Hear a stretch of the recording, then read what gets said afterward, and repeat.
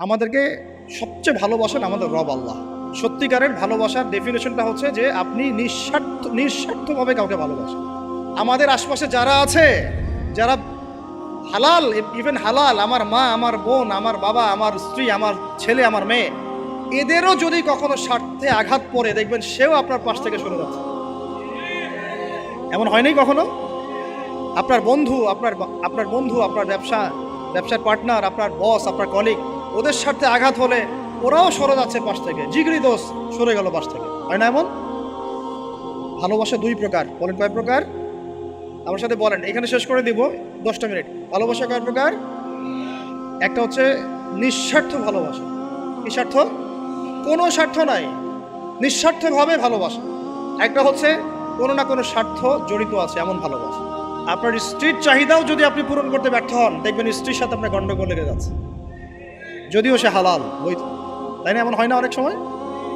আমি তো অনেকদিন বলেছি, অনেকদিন আগেও বলেছি, 5 বছর 6 বছর আগে, যে মানুষ আসলেই মানুষের অবস্থানকে মূল্যায়ন করে। ভিতর থেকে মানুষকে শুধু মূল্যায়ন করে আল্লাহ রাব্বুল আলামিন। না হলে কি হতো? এই যে এত অন্যায় আমরা করেছি, আল্লাহ পাক কি আমাদেরকে ছেড়ে দিয়েছেন, ফেলে দিয়েছেন, গজবে ধ্বংস করে দিয়েছেন? এই যে আল্লাহ পাক যে আমাদেরকে মহব্বত করেন, ভালোবাসেন, তার প্রমাণ এগুলো। আল্লাহ পাক চান যে আমরা যেন ফিরে আসি। আল্লাহ পাক বলছেন, সারা দুনিয়ার সমান গুনাহও যদি সে করে ফেলে, আসমানের সমানও গুনাহ করে ফেলে, খালি তওবা করে ফিরে আল্লাহকে বলবে, আস্তাগফিরুল্লাহাল্লাযী লা ইলাহা ইল্লা হুয়াল হাইয়ুল কাইয়্যুম ওয়া আতুবু ইলাইহি। আল্লাহ পাক বলছেন, খালেস তওবা করলে গুনাহ তো মাফ করে দিবই, আগের গুনাহগুলোকে নেকি দিয়ে পরিবর্তন করে দিব। না ভালোবাসা না?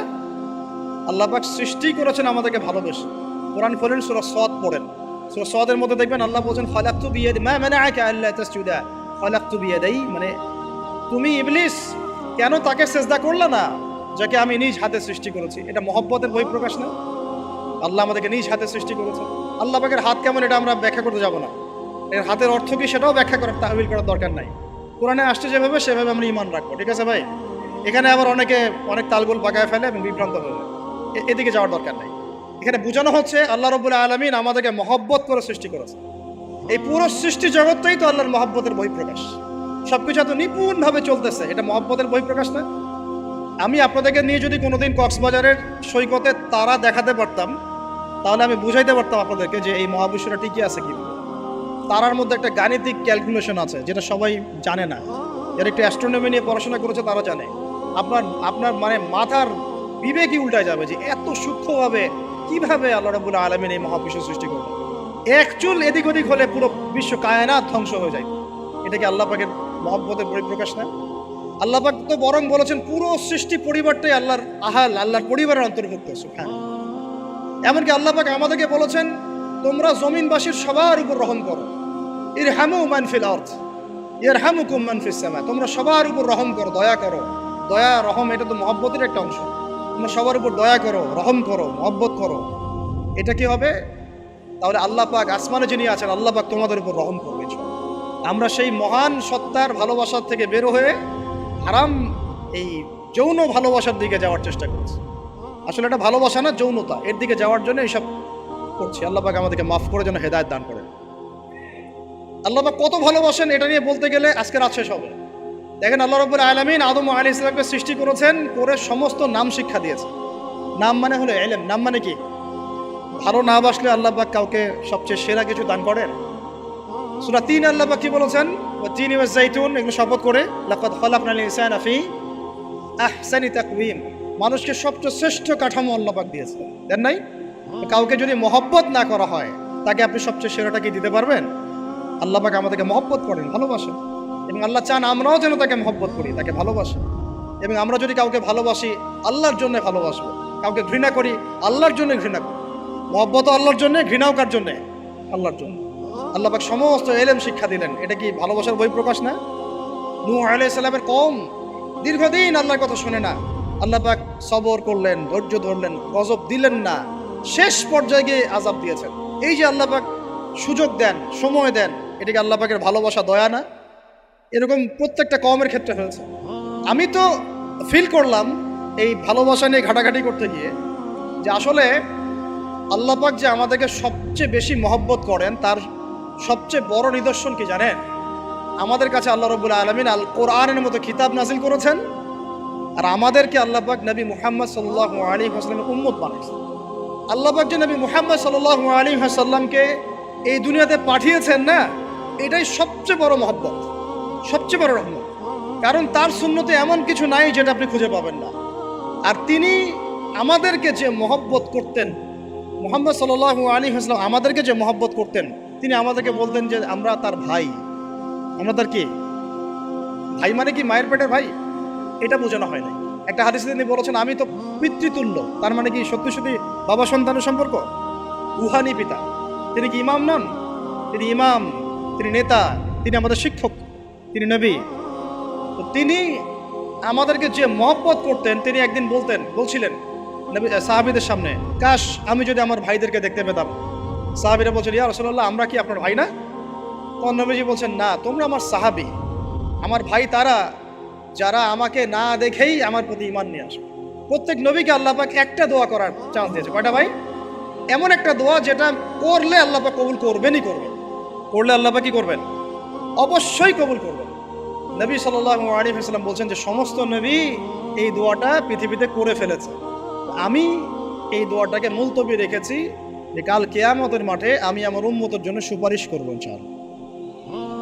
এবং নবী সাল্লাল্লাহু আলাইহি ওয়াসাল্লামের সুপারিশে বহু কবিরা গুনাহগার মুসলমান যারা জাহান্নামের ফয়সালা হয়ে গেছে, তাদেরকে আল্লাহ পাক কিছুটা শাস্তি ভোগ করালে হলেও আবার জান্নাতে নিয়ে আসবে। তিনি আমাদেরকে মহব্বত করেন না? করতেন না? চিন্তা করে তাহলে আমরা তার দিনকে কি মহব্বত করলাম, আমরা তার হুকুম হাকামের বিধিবিধান সুন্নতে কি মহব্বত করলাম, চিন্তা করেন। একটা হাদিসে নবীজি স্পষ্ট করে বলছেন এটা আমাদের জন্য একটা কষ্টি পাথর। এটা একটা কি কষ্টি পাথর। তিনি বলছেন, লা ইউমিনু আহাদুকুম, তোমাদের মধ্যে কেউ মুমিন হইতে পারবে না। কি হইতে পারবে না? মানে প্রকৃত মুমিন হইতেই পারবে না তোমরা। হে আমার উম্মত, তোমাদের মধ্যে কেউ প্রকৃত মুমিন হইতেই পারবে না যতক্ষণ না হাত্তা আকুনা আহাব্বা ইলাইহি মিন ওয়ালিদিহি ওয়ালাদিহি ওয়ান নাসি আজমাইন, যতক্ষণ না আমি মুহাম্মদ সাল্লাল্লাহু আলাইহি ওয়াসাল্লাম তোমাদের কাছে নিজের কি সন্তান, নিজের বাবা মা এবং সমস্ত মানব জাতির থেকে বেশি প্রিয় না হচ্ছে। হাদিসটা আবার বলি, নবীজি বলছেন কেউ ততক্ষণ পর্যন্ত প্রকৃত মুমিন হতে পারবে না যতক্ষণ না আমি মুহাম্মদ সাল্লাল্লাহু আলাইহি ওয়াসাল্লাম তার কাছে তার সন্তান, তার পিতা, এমনকি সমস্ত মানব জাতি থেকে বেশি প্রিয় না হচ্ছে। আমরা যারা আগামীকালকে এইটার প্রিপারেশন নিয়েছি, আসলে কি আমাদের কাছে নবী প্রিয় বেশি না আমাদের দুনিয়ার স্বার্থ বেশি প্রিয়? যারা এগুলো করবে তাদের কাছে কি সত্যি নবী প্রিয়? তাহলে তারা করতে পারতো না। যদি নবী আমাদের কাছে সবচেয়ে বেশি প্রিয় না হয়, আমরা মুমিন হতে পারছি না। আর যাদের কাছে নবী প্রিয় তারা কখনো এমন হারাম কাজে যেতে পারবে না। যারা যাচ্ছে তারা কখনোই নবীকে ভালোবাসেন না, কোশ্চিনকালেও। শোনেন, উমর রাদিয়াল্লাহু আনহুর নাম শুনেন নাই? বললে অনেক কথা ভাই, অনেক কথা, কোনটা রেখে কোনটা বলি। উমর রাদিয়াল্লাহু আনহু একদিন এসে বলছেন খলিফাতুল মুসলিমিন, মুসলিমদের তিনি খলিফা। জান্নাতের সুসংবাদপ্রাপ্ত 10 জন সাহাবীর একজন। জান্নাতের সার্টিফিকেট পেয়েছেন পৃথিবীতে কয়জন সাহাবী? একটা হাদিসে একসাথে 10 জন। ওই 10 জনের অন্যতম একজন, যিনি এমন শাসন ব্যবস্থা পৃথিবীতে প্রতিষ্ঠা করেছিলেন যার মতো মিসাল এখন পর্যন্ত পৃথিবীতে আর দেখা যায় নাই। একটা হাদিসে আসছে যে রাস্তা দিয়ে ওমর হাঁটে ওই রাস্তা দিয়ে শয়তান হাঁটে না। কি বুঝলেন? শয়তান যদি দেখে ওই যে ওমর, ও আর ওই যাবেন ওই রাস্তা। এই হচ্ছে ওমর ইবনে খাত্তাব। আমার পরে কোনো নবী নাই। নবীজি বলছেন আমার পরে কোনো নবী নাই, লা নবিয়্যা বাদি, আমার পরে কোনো নবী নাই। যদি হতো তাহলে ওমর হতো, যদি হতো তাহলে ওমর হতো। অন্য একটা হাদিসে আসছে আমার পরে কোনো নবী নাই, তবে তুমি আমার, এটা অন্য সাহাবী সম্পর্কে, আলী ইবনে আবি তালিব সম্পর্কে, তুমি আমার জীবনে তেমন মূসার জীবনে হারুন ছিল যেমন। এটা হচ্ছে আলী ইবনে আবি তালিব। এখানে কথা হচ্ছে উমর রাদিয়াল্লাহু আনহুর মতো মানুষ নবীর কাছে এসে বলছেন সাল্লাল্লাহু আলাইহি ওয়াসাল্লাম, ইয়া রাসূলুল্লাহ ওয়াল্লাহি লা উহিব্বুক, আল্লাহর কসম করে বলছি আমি আপনাকে অনেক মহব্বত করি, ইল্লা মিন নাফসি, আমার নফসের চেয়ে বেশি না। মানে আমি আমার জানের চাইতে আপনাকে বেশি মহব্বত করি না। কথা কি বুঝতে পারতেন কি? মানে আমি আপনাকে অনেক মহব্বত করি ইয়া রাসূলুল্লাহ, সব কিছু থেকে বেশি মহব্বত করি, কিন্তু আমার নিজের জানের চেয়ে বেশি না। নবী সাল্লাল্লাহু আলাইহি ওয়াসাল্লাম বলেন, লা ইয়া উমর, এখনো মুমিন হওনি উমর। কাকে বলছেন? কাকে বলছেন? জান্নাতের সার্টিফিকেট প্রাপ্ত একজন মানুষকে। লা ইয়া উমর, এখনো হওনি। তখন নবী সাল্লাল্লাহু আলাইহি ওয়াসাল্লামকে তিনি একটু পরে আবার বলছেন, ইয়া রাসূলুল্লাহ ওয়াল্লাহি আলান, এখন লা হাব্বা ইলাইয়া মিন কুল্লি শাই হাত্তা মিন নাফসি, এখন থেকে আপনি আমার কাছে সবচেয়ে বেশি প্রিয় সব কিছু থেকে, এমনকি আমার নফসের থেকেও বেশি প্রিয়। তখন নবীজি বলছেন আলান ইয়া ওমর, এখন ওমর, এখন তুমি মুমিন হলে। তাহলে যারা আমরা নবীর সুন্নতের খেলাফ এইসব অপসংস্কৃতি, নোংরামি, জেনা, ব্যভিচার, কনসার্ট, নাটক, সিনেমা, পরকিয়া, এইসব তথাকথিত ভালোবাসা দিবস, এই জেনা দিবসগুলো পালন করছি, আমরা কি আসলেই নবীকে ভালোবাসি? আমরা কি সত্যি আল্লাহকে ভালোবাসি? আল্লাহ পাক আমাদেরকে বোঝার তৌফিক দান করেন, জাহিলিয়াত থেকে ফিরে আসার তৌফিক দান করেন। এরকম প্রচুর ঘটনা। ভালোবাসা তো এগুলোর নাম। ভালোবাসা কাকে বলে জানেন? সাহাবীরা বাসায় যেতেন, আবার দৌড় দিয়ে আসতেন নবী সাল্লাল্লাহু আলাইহি ওয়াসাল্লামের চেহারাটা একটু দেখার জন্য। এটা নাম ভালোবাসা। আপনারা যদি উমরা করতে যান, হজ করতে যান, দেখবেন বারবার আপনার নবীর রওজায় গিয়ে সালাম দিতে মন চাইবে, যে আরেকবার দেখা করে আসি, আরেকটু দেখা করে আসি, আরেকবার সালাম দিয়ে আসি। ভালোবাসা কোনো স্বার্থ আছে এখানে? নবী সাল্লাল্লাহু আলাইহি ওয়াসাল্লাম কি আমাদের কাছে কোনো স্বার্থ দাবি করেছেন? আল্লাহ করেছেন। এগুলো ভালোবাসা। এই ভালোবাসা হলো প্রকৃত ভালোবাসা। আর এগুলো যেটা চলছে এটা হচ্ছে যৌনতা। এগুলো কি চলছে? যৌনতা। ভালোবাসার নাম দিয়েছে এখন যৌনতা। এগুলো ভালোবাসা না, এগুলো পাশবিকতা, প্রবৃত্তির দাসত্ব। প্রবৃত্তি মানে মন যা চায় তাই করতে চাচ্ছে। আপনার মন চাইছে একটা মেয়ের সাথে রাত কাটাবেন, এটাকে আপনি ভালোবাসা নাম দিলেন, কিন্তু এটা হচ্ছে ভালোবাসা না, এটা কি প্রবৃত্তি, পশুত্ব, দাসত্ব, পশুত্বের দাসত্ব করছে। আল্লাহ পাক আমাদেরকে কথাগুলো বোঝার তৌফিক দেন। এরকম সাহাবীরা কত ত্যাগ করেছেন। তালহা রাদিয়াল্লাহু আনহুর নাম শুনেন না অনেকেই। নবী সাল্লাল্লাহু আলাইহি ওয়াসাল্লাম উহুদ যুদ্ধের দিন সংকটময় একটা অবস্থায় ছিলেন। তালহা রাদিয়াল্লাহু আনহু একা নবী সাল্লাল্লাহু আলাইহি ওয়াসাল্লামকে ঢাল হিসেবে পিঠ পেতে দিয়ে আসেন, উনার দিকে কোনো তীর যেন আসতে না পারে। শেষে দেখা গেল তার গায়ের মধ্যে 40 থেকে 50টা তরোয়ারের আঘাত আছে, তীরের খোঁচা আছে, বর্ষার খোঁচা আছে। এই অবস্থায় তিনি নবীকে কাঁধের মধ্যে নিয়ে উহুদ পাহাড়ে উঠেছেন নবীকে সেভ করার জন্য। ভালোবাসা। এটা কি? কোন স্বার্থে? কিসের স্বার্থে? দুনিয়ার স্বার্থে? জান্নাতের স্বার্থে। একজন সাহাবী বাড়ি নির্মাণ করেছেন, তো নবী সাল্লাল্লাহু আলাইহি ওয়াসাল্লাম দেখে একটু খালি মানে হয় না, তুমি কে, কার বাড়ি এটা? বললেন আচ্ছা অমুক সাহাবীর বাড়ি। নবীজি একটু ভ্রু কুঞ্চিত করলেন, পছন্দ করলেন, কিছু মুখে বলেন নাই, মুখে কিছু বলেন নাই, খালি একটু অসন্তুষ্ট হয়েছেন, এক্সপ্রেশন দেখতে বোঝা যাচ্ছে। তখন ওই সাহাবীকে জানানো হলো, তোমার বাসার সামন দিয়ে তো আল্লাহর নবী সেদিন হেঁটে গেলেন, তারপরে আমার বাসা দেখে, তোমার বাসা দেখে আল্লাহর নবী সাল্লাল্লাহু আলাইহি ওয়াসাল্লাম অসন্তুষ্টি প্রকাশ করেছিলেন। মুখে কিছু বলেন নাই, এক্সপ্রেশন ছিল একটু অসন্তুষ্টি। 3 দিনের মধ্যে সেই বাড়ি ভেঙে গুড়িয়ে দিয়েছে। যেই বাসা দেখে আল্লাহর নবী সন্তুষ্ট হন না, আমি বাসা রাখবই না। ভালোবাসা কিসের জন্য? কার জন্য? কার স্বার্থে বলেন? আল্লাহর জন্য, জান্নাতের জন্য, আল্লাহর স্বার্থে, আল্লাহর জন্য। কতগুলো বলে শেষ করবো আপনাদেরকে। সাদ বিন আবি ওয়াক্কাস রাদিয়াল্লাহু আনহু উহুদ যুদ্ধের দিন এইরকম করে তীর নিক্ষেপ করছেন। আল্লাহর নবী বলছেন, ইয়া সাদ, হে সাদ, তীর ছোড়ো, তোমার জন্য আমার পিতামাতা কুরবান হোক। আশপাশে 9 জন ছিল, তার মধ্যে একজন করে শহীদ হতে শেষে 2 জন বেঁচে থাকলো, সাদ বিন আবি ওয়াক্কাস, তালহা বিন উবাইদুল্লাহ রাদিয়াল্লাহু আনহু। এগুলো তারা কেন করেছেন? ভালোবাসার জন্য। ভালোবাসা এগুলোর নাম।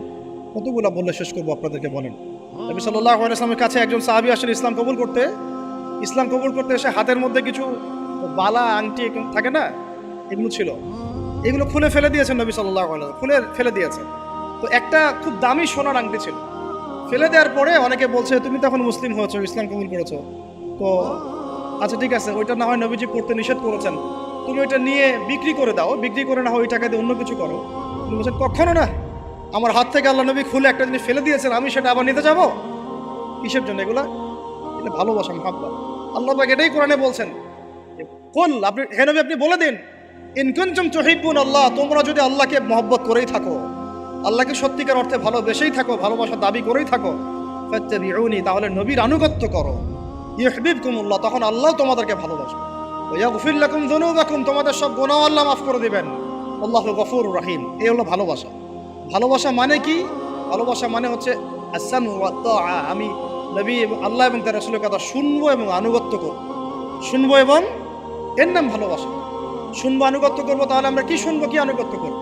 আমাদেরকে প্রথমে কোরআন পড়তে হবে, কোরআনের অনুবাদ জানতে হবে, কোরআন অনুযায়ী জীবন করতে হবে, 5 ওয়াক্ত নামাজ পড়বো ইনশাল্লাহ, হালাল খাবো, যাকাত দিব, রমজানের সওম রাখবো, নবীর সুন্নাহ অনুযায়ী জীবনযাপন করব, এবং সুন্নাহ বিরোধী, কোরআন বিরোধী, ইসলাম বিরোধী কোনো কাজে আমি লিপ্ত হব।